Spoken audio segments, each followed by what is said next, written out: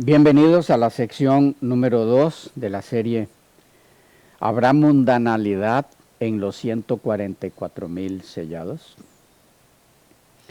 Nos corresponde en esta ocasión definir el contexto inmediato de la declaración en estudio. Para saber con certeza qué fue lo que Elena G. de White quiso decir en la declaración en estudio, al expresar que se consumirá toda mundanalidad de los hijos de Dios en el tiempo de angustia, se hace necesario ubicar esa declaración en su correspondiente contexto. De otra forma se le hace decir lo que ella nunca dijo al respecto. Inclusive, si se pasa por alto el contexto, fácilmente puede caerse en el error de poner en contradicción entre sí mismos a los escritos de la autora. Más adelante en este mismo estudio veremos cómo interpretar que la mundanalidad es consumida de los hijos de Dios en el tiempo de angustia de Jacob, después de terminado el tiempo de gracia, es poner en contradicción entre sí mismos los escritos de Elena de White, y no solamente eso, sino también a la iglesia adventista entre sus propias doctrinas. Veamos entonces la declaración en estudio un poco más de cerca en su correspondiente contexto inmediato. ¿Será que hay algunos elementos antes y después de la declaración en estudio que nos den alguna pista en lo que respecta al contexto en el que se ha de dar la limpieza de la mundanalidad en los hijos de Dios? Sí, las hay. Esas pistas, claro que existen, o esos elementos. Veamos algunos. Volvamos por un momento a la sección inmediata a la declaración en estudio, porque precisamente ahí están los elementos, las pistas que nos ubicarán en el contexto en el que tales cosas se darán. Leamos. Mientras Satanás trata de acabar con esta clase de personas, Dios enviará a sus ángeles para consolarlas y protegerlas en el tiempo de peligro.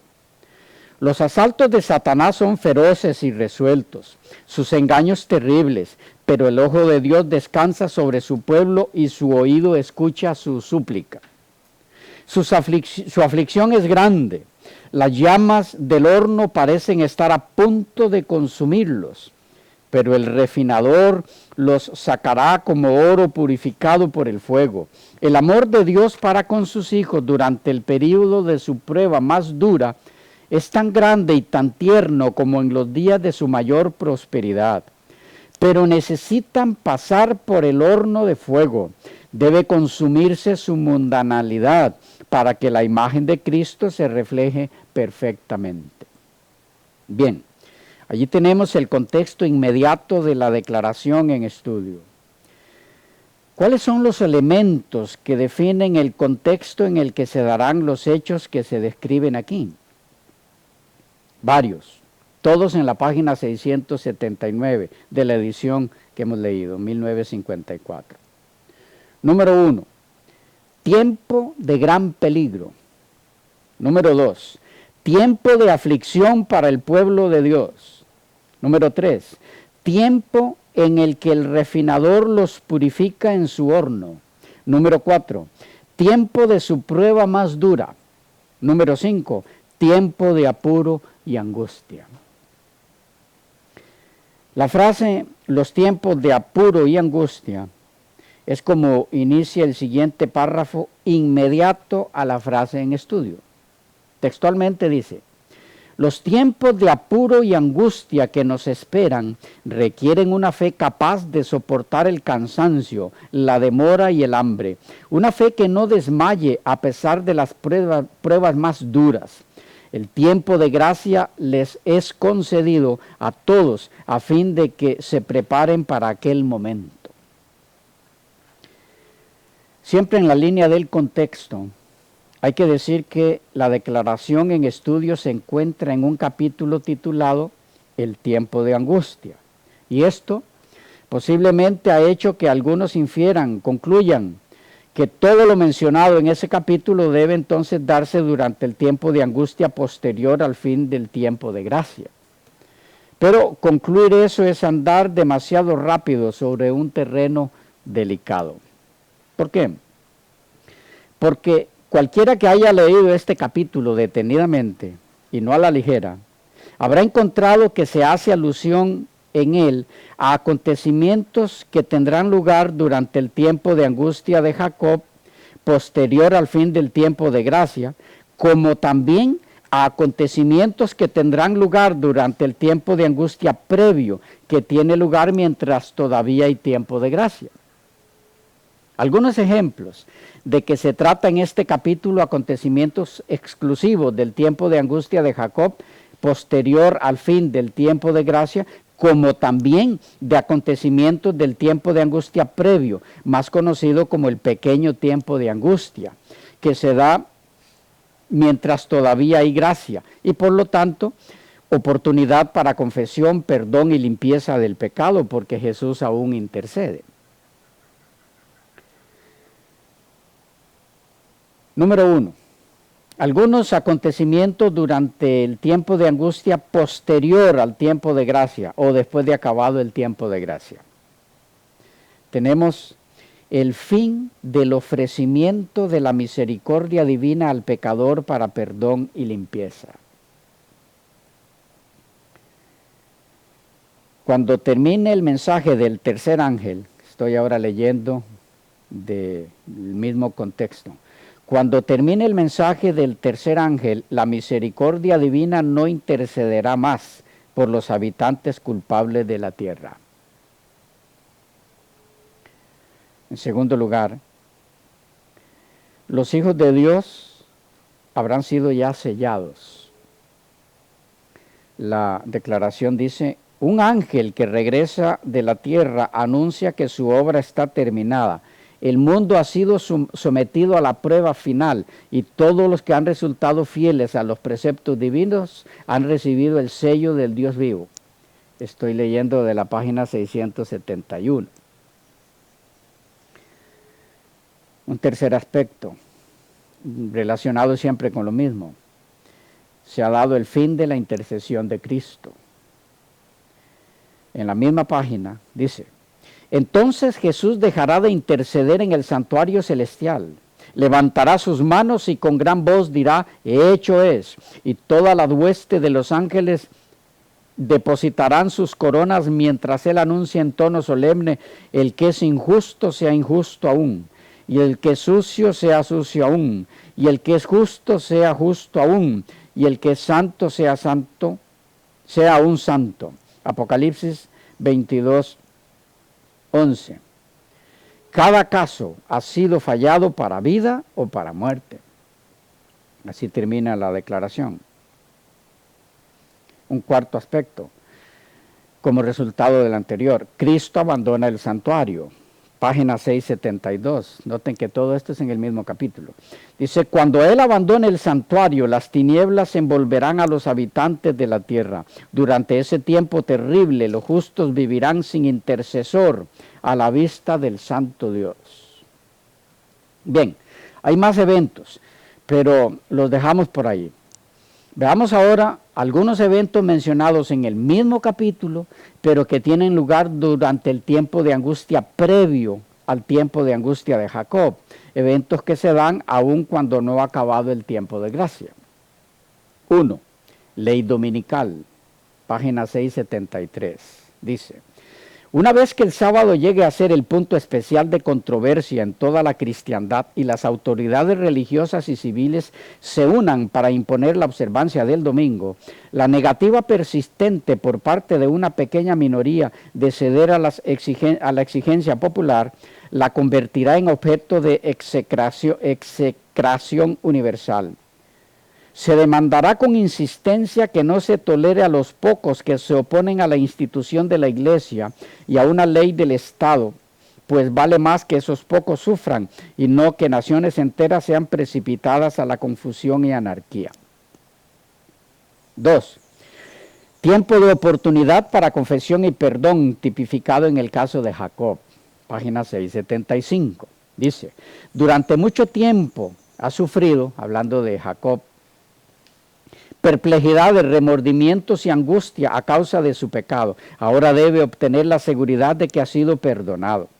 Saltando algunas declaraciones, continúa diciendo, mediante la humillación y el arrepentimiento y la sumisión, aquel mortal pecador y sujeto al error prevaleció sobre la majestad del cielo. Se aferró tembloroso a las promesas de Dios y el amor infinito no pudo rechazar la súplica del pecador.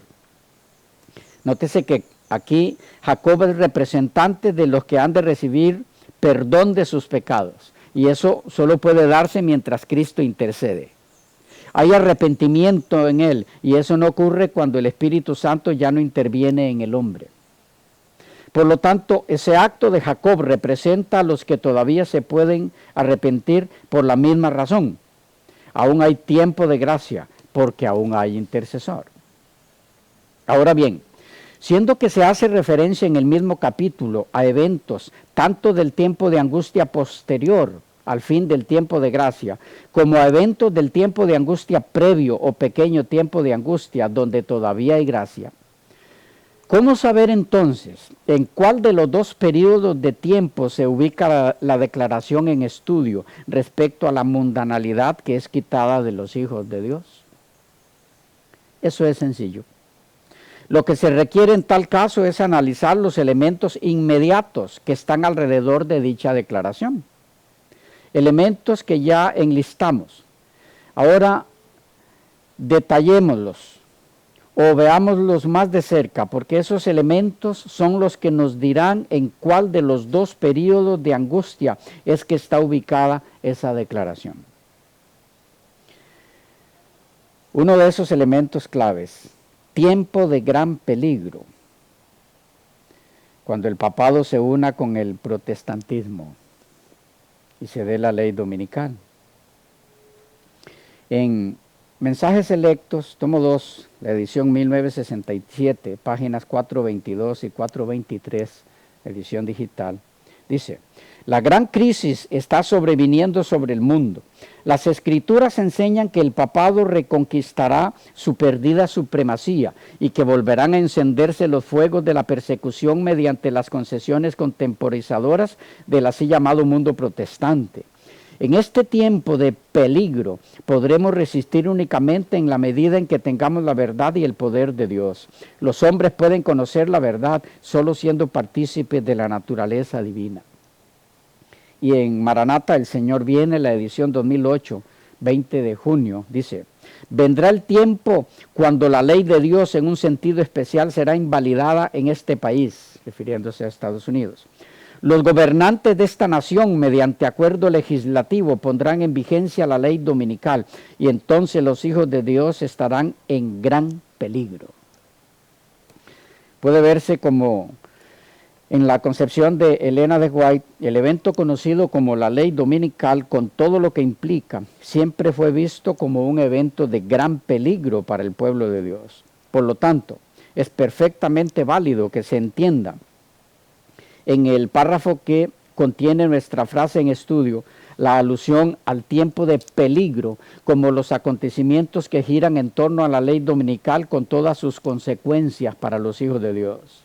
Y la ley dominical se da durante el tiempo de angustia previo, no durante el tiempo de angustia posterior al tiempo de gracia.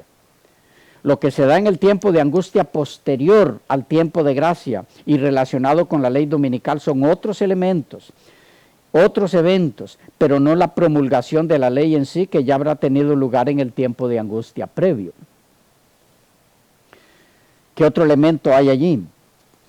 Tiempo de aflicción para el pueblo de Dios. La frase dice textualmente, su aflicción es grande. En los últimos momentos del tiempo de gracia, la aflicción del pueblo de Dios será grande. Esto porque están siendo acusados tenazmente por Satanás.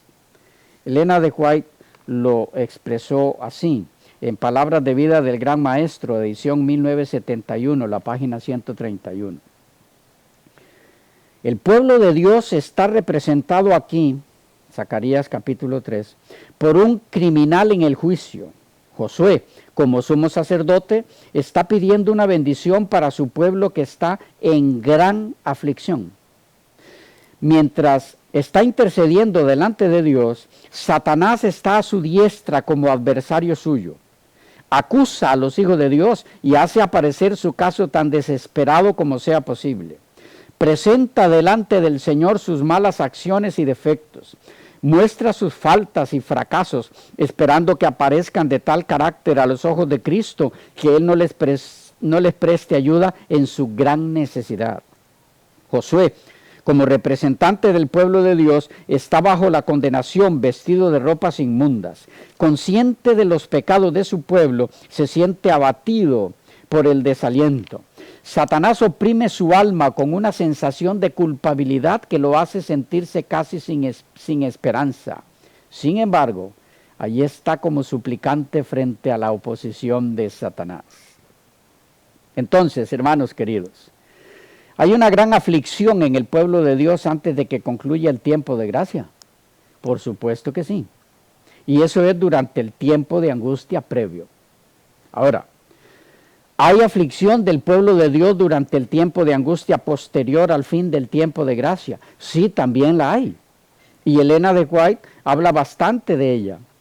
Entonces, ¿cómo saber a cuál de las dos aflicciones se refiere el párrafo en el que está la frase de nuestro estudio? Bueno, para dar con eso hay que saber primero que la angustia de Jacob se dio en dos ocasiones.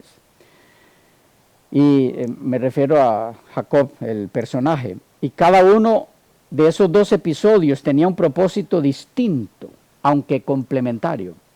En otras palabras, el tiempo de angustia de Jacob se dio en dos etapas y precisamente por eso es que también hay dos tiempos de angustia. El tiempo de angustia previo a las plagas y el tiempo de angustia durante las plagas. Hay base en los escritos de Elena G. de White para lo que he dicho. Claro que sí. Veamos. Número 1. La primera etapa de la angustia de Jacob. La encontramos comentada por Elena de White en Historia de los Patriarcas y Profetas en el capítulo 17 titulado Huida y destierro de Jacob. En la descripción que se hace aquí de la angustia de Jacob, pueden verse fácilmente todos los elementos que representan la experiencia de los hijos de Dios durante el tiempo de angustia previo a las plagas. Elementos que resaltaremos en el transcurso de nuestro estudio.